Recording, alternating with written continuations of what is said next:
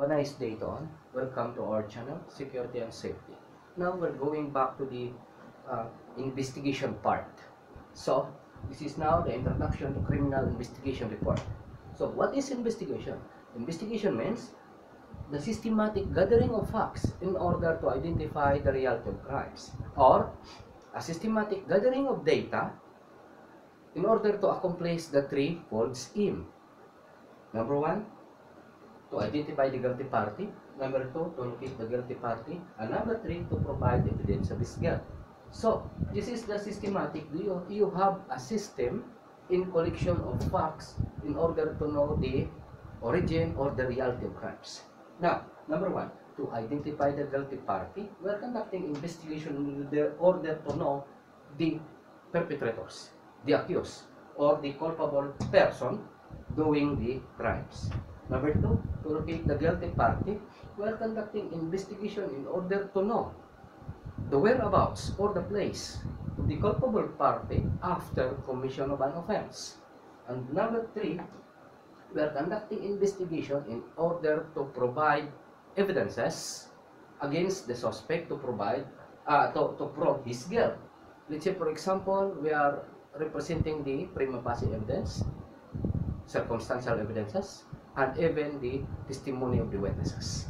Now, in preparing a report, we need to know the essential elements of making a report, or the 6 cardinal points of investigation, which is the 5 W's and 1 H. Number one, what, when, where, who, why, and how.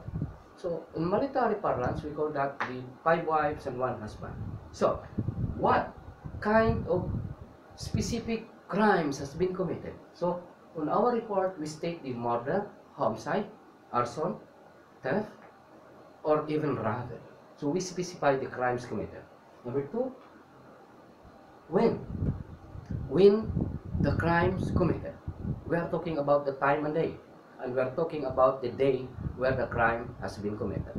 And number three, where is the crime has been committed. So, we are talking about the place or the scene of the crime which the crimes took place. So, we specified also this exact place. Number four, who committed the crime, the suspect, and of course include the victim himself and the witnesses. Why? We are talking about the reason of why the crime has been committed. This is the contributory facts.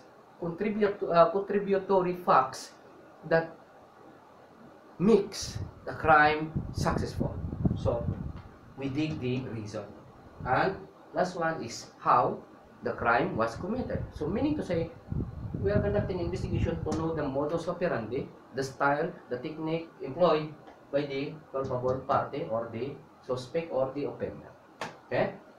Now, let's go to the tools of investigation. Tools of investigation, somehow other investigators call this one as the 3 I's of investigation. What are they? Information, interrogation, and instrumentation. Information, data gathered from the other person, including the victim himself, by the investigator. When we say other person, this is the bystanders or the witnesses. And through the public records, private records, and the modus operandi files. When we say public records, let's say, for example, we can obtain such information from the barangay records, police records, the NBI records, etc. And public records. Next one is the private records. When we say private records, we are conducting investigation in a private firm, which the subject offender has been previously employed. So, this sorts of private records. Then, modus operandi files. We are conducting investigation and inquiry on the modus operandi files of the suspects. Where we can find this one? We find this on the gallery of the police, the gallery of the National Bureau of Investigation. They have a file of the modus operandi or the style or the technique of the subject or the suspects.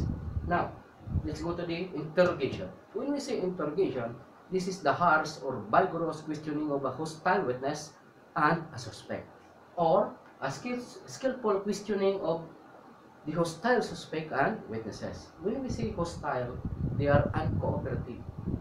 They did not cooperate, most especially the suspect. So we need to use the interrogation style. When we say interrogation, somehow the investigators sometimes they use the Jack and Jill technique. When we say Jack and Jill, the good and the bad. So like that. Then let's go to the instrumentation. A scientific examination of real evidence, an application of physical science in detecting crimes. So when we are conducting investigation also, we use also some instrumentation, most especially in criminal investigation. Let's say for example, the lie detector test. We are using the polygraph machine or the what we call this truth verifying instrument. And another one is the paraffin test.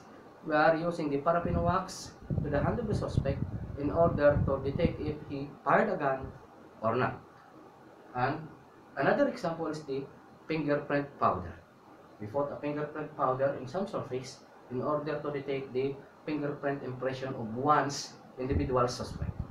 So this is your introduction to criminal investigation report for you to have a guide in preparing your own investigation report. So follow us on our next video for the preparation of the reports.